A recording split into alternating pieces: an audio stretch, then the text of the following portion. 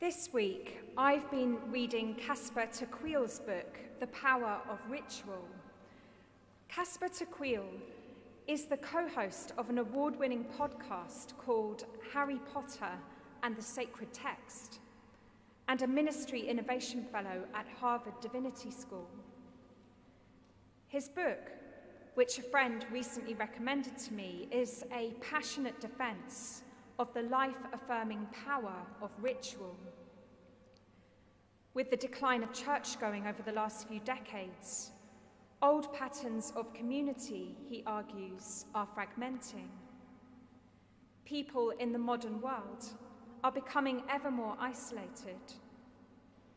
More and more of us, he writes, are lonely and unable to connect with others. A 2006 paper in the American Sociological Review documented how the average number of people that Americans say they can talk to about important things declined from 2.94 in 1985 to 2.08 in 2004.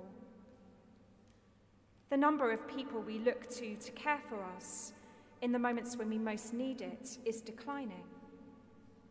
In the midst of a crisis of isolation where many of us feel increasingly unable to connect with others in the way that we long to, we crave connection, meaning, and community. An answer to this problem, the book argues strongly, is for the revival of spiritual practices. Whether it's the popular spiritual practice of spiritual reading called Lectio Divina, or keeping Sabbath, pilgrimage, traditional prayer practices, or celebrating the seasons and reimagining a liturgical calendar, Tocqueville's enthusiasm for applying these ancient practices and rituals to everyday modern living is infectious. At the heart of his enthusiasm lies the conviction that we are all deeply spiritual beings. Our restless and sometimes troubled souls are in need of meaning and community. We all have a spiritual pulse, he argues, as fundamental to our personhood as the blood that keeps us alive. It infuses every aspect of our being. The spiritual encompasses every dimension of our lives. Religious traditions that were supposed to serve us, he writes, have often failed. Worse, many have actively excluded us. So we need to find a new way forward. Tocqueville sets out to free people to draw on the redemptive power of ritual without necessarily being tied to belief in God, a religion, or religious community. He draws on a wide range of spiritual practices, not least applying Lectio Divina to the Harry Potter books.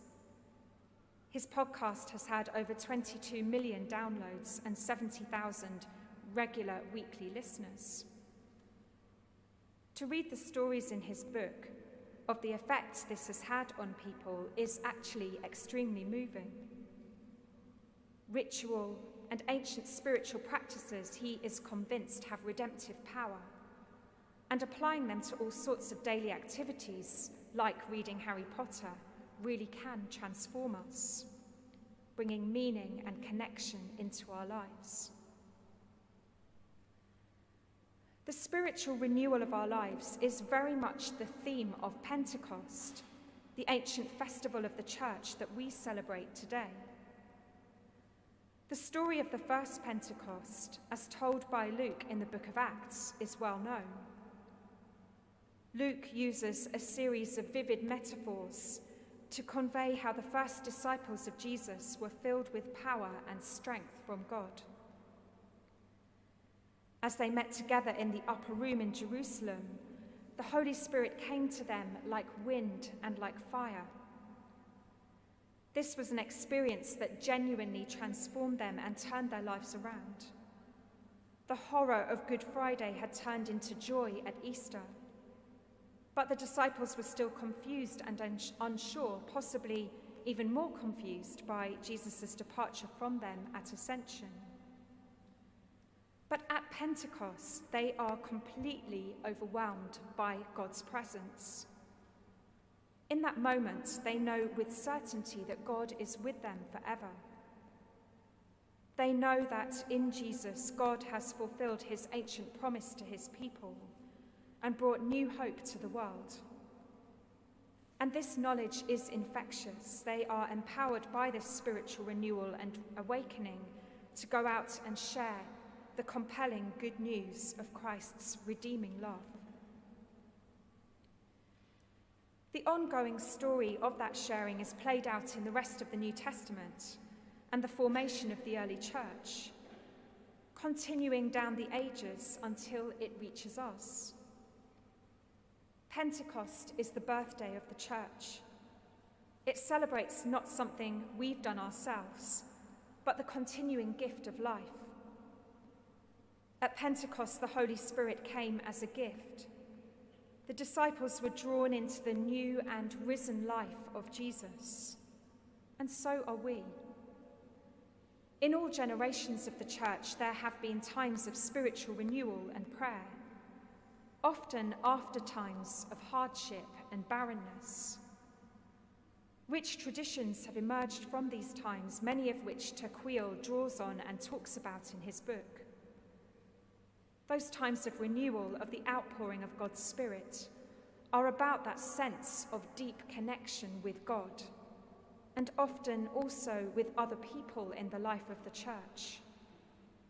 Feeling God's glory as the fullness of being alive, to quote both Gradual and also Ignatius. If we read on in the book of Acts, it's clear that the work of building up the early church was anything but easy for those first disciples. In spite of the experience of Pentecost and the outpouring of the Spirit, only a little while later the apostles have settled down as a small, inward-looking Jewish community in Jerusalem, refusing to go out and share the message of hope that they had received. They experienced persecution, hostility, and hardship. But all the way, what is clear is the constant presence of the Holy Spirit, moving the church forward, even perhaps most of all in the times of greatest difficulty and trial. It's good to remind ourselves today that above all, the Holy Spirit is the spirit of hope. We may not face persecution or hostility, but the times we're living through are certainly no less hard or frightening. In such testing circumstances, it's reassuring to know that the Spirit of God is also the Paraclete and the Comforter. Paraclete is the Greek word for a supporter who will come and stand alongside, someone you can call on in time of need. And this comfort literally means to strengthen much. The Spirit emboldens. The Spirit brings solace and strength. But the comforting Spirit is also a challenging Spirit. A time of hardship, disillusionment, and fear affects all of us, and the church is no exception. Yet as Christians, we are still called to carry on being the church, to look outwards and to pray, reaching out to others in openness and with a message of hope. Caspar Gradual, in his book, embraces the ancient traditions of the church that have come out of such times of spiritual refreshment and renewal, extolling their transformative and life-giving power. But the church itself he rejects as excluding, homophobic, and hypocritical, and thoroughly out of touch, separated from normal life. Too often the church has excluded people, yet the Holy Spirit at Pentecost is often represented as a dove, a reminder that the Spirit is not confined to the inside of church buildings, nor is he or she under the exclusive control of Christians. I believe in the Holy Spirit, the giver of life, we say in the Creed. The Holy Spirit is God's active, dynamic, creating, sustaining presence in the world, in the whole universe. So where else is the Spirit to be found? We find the Spirit in people of other religions, traditions, and experiences. When we read of Islamic or Jewish or Sufi encounters with God, we recognize ourselves in their stories. We find the Spirit in creation. Creation doesn't just belong to the past. God is still making the universe. Every act in nature or humanity that is truly creative must surely be the work of the Spirit. The scientist in the laboratory, the artist in her studio, the soloist on the concert platform, the gift of our cultural diversity. Where do all these things come from ultimately, but from the Creator Spirit? Above all, the Holy Spirit is the Spirit of reconciliation. In the original Pentecost story, people heard the good news of Jesus as if in their own language, a powerful symbol that the Spirit brings people together. In our churches, music and congregational singing are a powerful representation of this, and something we've all missed and felt the lack of in these times of COVID. Not participating in these familiar rituals has perhaps given us a new appreciation of their value. During this time, we've all rediscovered the value of community, something we mustn't let go of when the pandemic ends. Healing isolation, the divisions between people, is a process that we can continue, building community and encouraging the unity, peace, and harmony which the Spirit brings. As a cathedral community, our values are liberty, creativity, and eternity. These are the values of Pentecost. On this last day of the Easter season, the culmination of the Easter feast of joy and hope and peace, may we know the spiritual renewal and refreshment, the vitality and enthusiasm which so often the institution of the Church seems to have lost. May the Spirit inspire us to listen, that we might learn new languages in which to empower others with the Spirit's riches and gifts, that we may offer the tradition afresh to new generations.